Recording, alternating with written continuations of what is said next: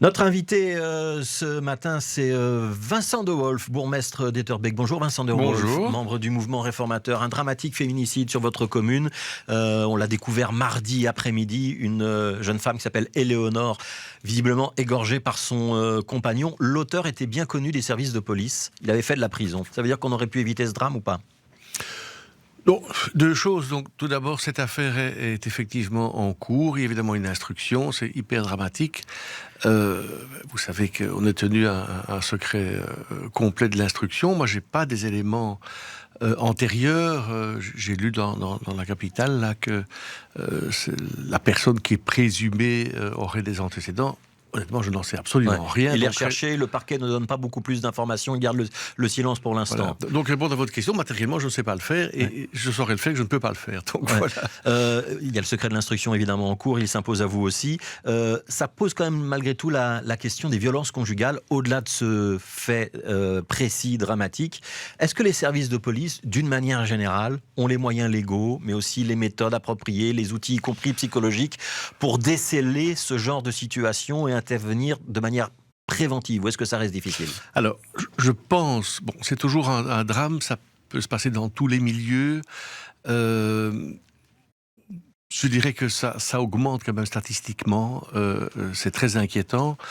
La qualité de l'accompagnement, de l'accueil par les policiers s'est fortement améliorée avec le temps. Vous savez qu'il y a des circulaires des procureurs généraux qui datent d'il y a un certain temps qui font du problème des violences intrafamiliales une vraie priorité.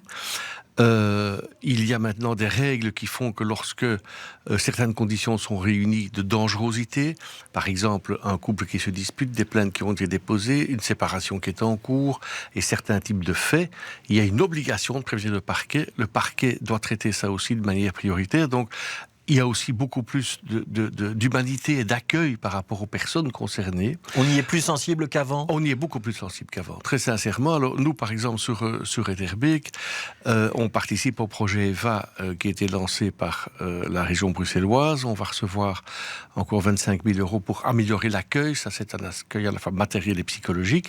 Mais élément important, nous avons, avec l'aide de mécènes privés, mis à disposition, et c'est l'une des seules communes qui l'a fait, on travaille avec les deux autres Woluwe qui en bénéficient. Donc sur l'ensemble de la zone Montgomery. Sur l'ensemble de la zone Montgomery, on a mis à disposition une maison VIF, violence intrafamiliale, dont l'adresse est secrète, qui comporte un certain nombre d'appartements parfaitement équipés et rénovés et qui permet, le plus souvent à des femmes, ça pourrait aussi être des hommes, mais évidemment c'est la plupart des cas des femmes, avec ou sans enfants, de se réfugier pendant un délai de 6 mois, 1 an.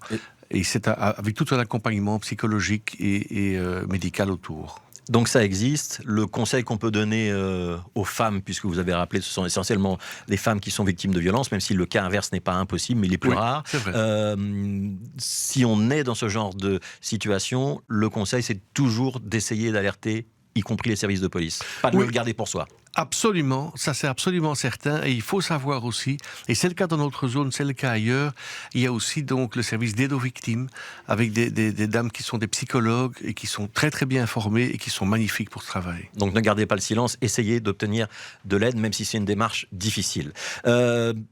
On parle de tout à fait autre chose, Vincent De Wolf. Je voudrais qu'on parle de l'aménagement du rond-point Montgomery. Ça a défrayé la chronique avec beaucoup de commentaires. Un projet de la région qui est un projet test qui a été mis en place. On est à la fin de la période test. On approche d'un accord entre les communes concernées, dont la vôtre, et la région bruxelloise, et notamment la ministre de la Mobilité, Elke van den Brand. Oui, alors bon, les réseaux sociaux, enfin certains groupes de pression de lobby cyclistes se sont un peu déchaînés contre moi, tout à fait à tort d'ailleurs, parce que le projet que nous avions initié sur Etterbeek, la voirie est régionale, mais la sécurité, le bourgmestre a des compétences, on avait prévu des pistes cyclables et un réménagement qui va se faire. Le rond-point d'abord. L'initiale du rond-point qui était prévu dans le permis demandé était complètement fou, puisqu'on prévoyait 2 bandes de circulation automobile, une bande d'arrêt, et autour de ça, un dernier cercle bidirectionnel. Pour les cyclistes. Mais oui, mais comment voulez-vous qu'un automobiliste qui est au centre du rond-point puisse sortir sans mettre des personnes en danger, alors qu'il y a des cyclistes dans les 2 sens, souvent à grande vitesse électrique. C'était évidemment pas imaginable. Ils ont maintenu ça. On est dans autre chose pour l'instant. Ils ont maintenu ça, mais ils ont renoncé. La Fastesse, il y a une petite bande cyclable sur le rond-point lui-même, mais sur l'extérieur, mais qui est dans le même sens que les voitures. C'est ça. Et puis il y a par contre une voie cyclable sur la contre-allée, au-delà du rond-point. Voilà. On va garder ce système-là. On va garder ce système-là. Enfin, ça va être soumis à la concertation des riverains. Mais en tout cas, les 3 communes, et moi en tête, parce que j'étais fort en pointe dans ce dossier, je dirais, on soutient cette dernière évolution.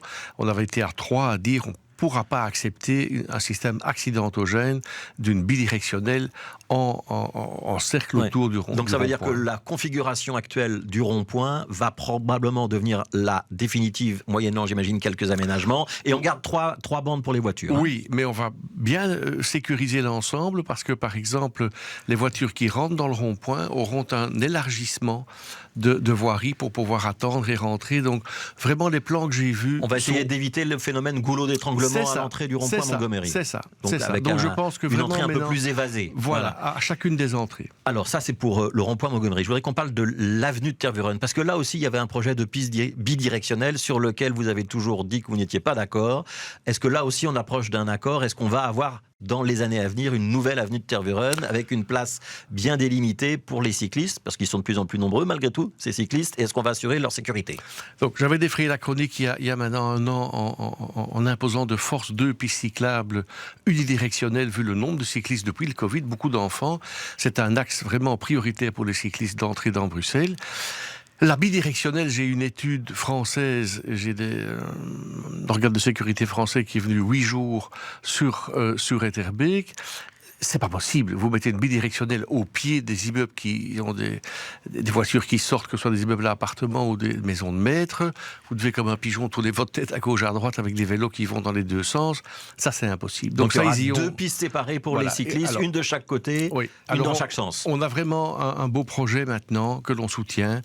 On ajoute 80 arbres, on élargit les pieds d'arbres, on verdurise, on apaise la circulation, on limite la vitesse des véhicules, on réduit les bandes de circulation en largeur, on permet une traversée cycliste et piétonne à 2 endroits, et on fait 2 belles pistes unidirectionnelles, l'une vers Tervuren, l'autre vers Bruxelles, avec 2 rangées d'arbres autour. Comme c'est plus loin vers Tervuren, c'est un très beau projet. Donc un beau boulevard urbain, si je vous entends bien. Un beau boulevard urbain apaisé. Il y a un accord définitif là-dessus entre vous et la région, Vincent de Wolf? Écoutez, ça a été présenté aux 3 communes. J'ai rencontré la ministre.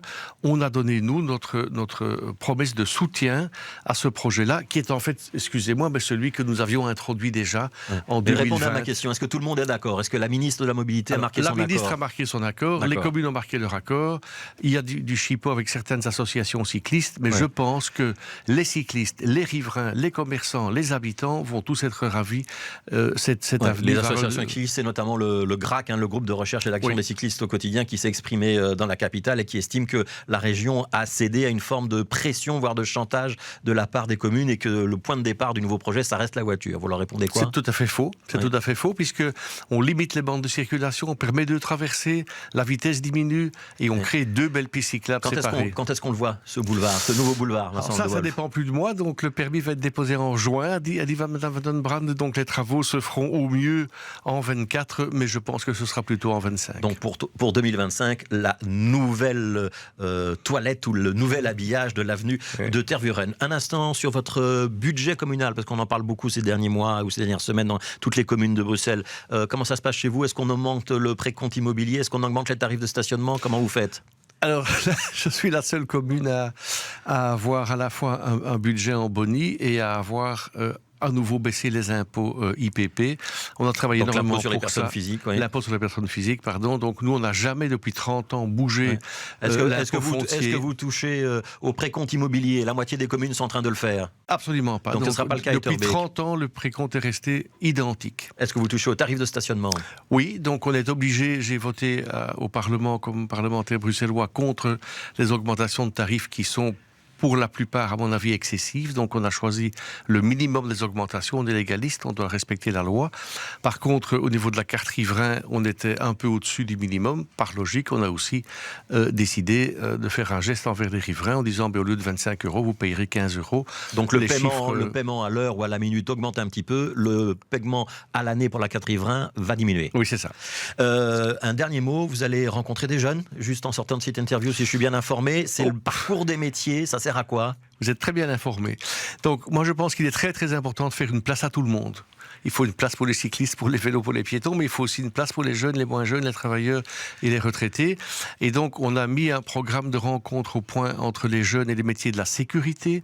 On a fait des rencontres avec les pompiers, avec la police, avec les ambulanciers. Ça a donné de très, très bons résultats. Ils ont même fait des enquêtes, fausses enquêtes, évidemment, avec la police sur le terrain pour se familiariser. Et tout à l'heure, maintenant, je vais effectivement dans un des hôpitaux de HIS où les jeunes pourront être immergés avec des infirmiers, avec les métiers médicaux et paramédicaux. C'est pour les 12-25 ans. Hein, donc, oui, c'est ça. Et ils peuvent donc aller à l'hôpital aujourd'hui pour découvrir ces métiers-là. Merci beaucoup, Vincent De Wolf, bourgmestre d'Etterbeek. Après la pause, ce sera votre choix musical. C'est Stromae que vous avez choisi. Oui. Pourquoi ? J'ai choisi Stromae parce qu'il est dans l'actualité aujourd'hui et que je trouve qu'on peut en parler.